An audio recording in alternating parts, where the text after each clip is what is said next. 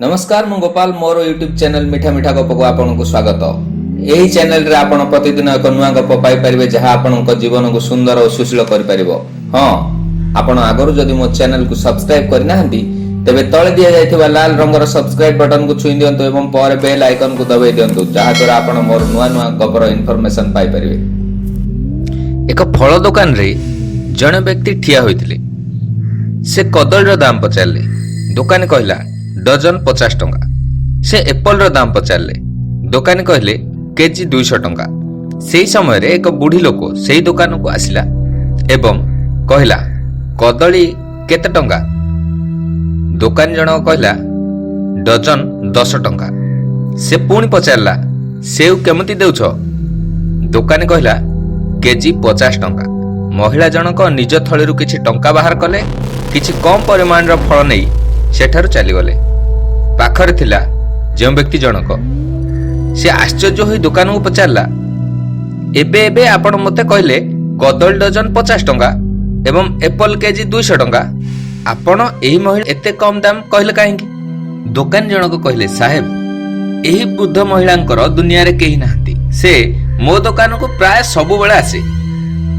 मु बहुत थर तांको सहाय्य करिया पय कहिछि। तांको दान देवा पय चाहिछि। तांको फ्री रे फल देवा पय कहिछि किंतु से सब बेले मना करछि। बड़ स्वाभिमानी महिला। आ मु देखिछि से जेते बेले मो दुकान को आसे सेही दिन मोर भलो बिक्री हुए। मते लागे कि से मो दुकान को प्रतिदिन आसु प्रतिदिन फल नेउ। मु ताकू जेमिति सहाय्य करिया पय भाबे भगवान मते सहाय्य कर दियंती। सेति पय मु सब बेले तांको सेही दाम कहे जेमिति से फल नै जिवो एवं भगवान मते दया करिवे। फ्रेंड्स आपण जेते बेले अन्य को सहाय्य करिया पय आपण को पॉकेट खोलंती भगवान आपण को देवा पय तांको दिल खोल दियंती।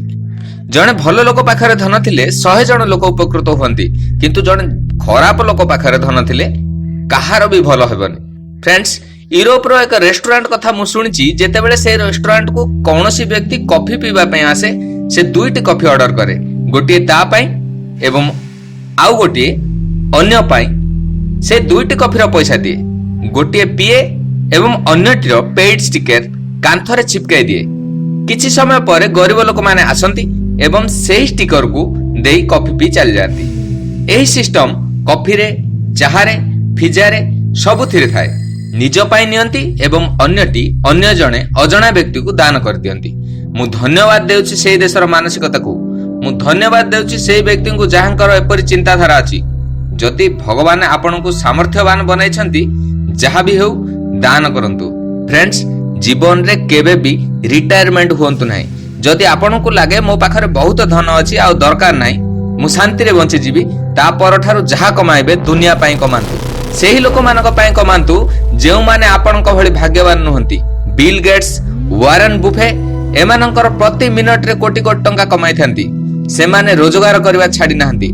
से माने विनम्र अटंती। निज पई कम खर्च करंती। आजि मध्य निजर पुराना घर रुहंती।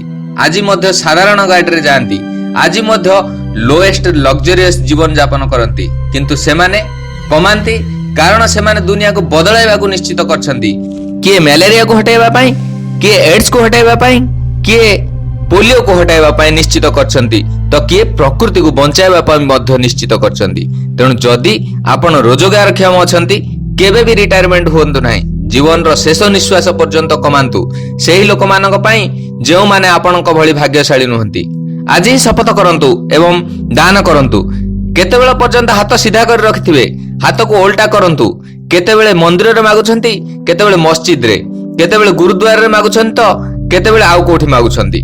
जेउ दिन हाथ मागिबा बदल रे दान करबा सिखि जिवो भगवान आपनक कथा चिंता करिवे। आ भगवान जेतेबेले आपनक कथा चिंता करिवे आपनक आउ चिंता करबा दरकार नाही।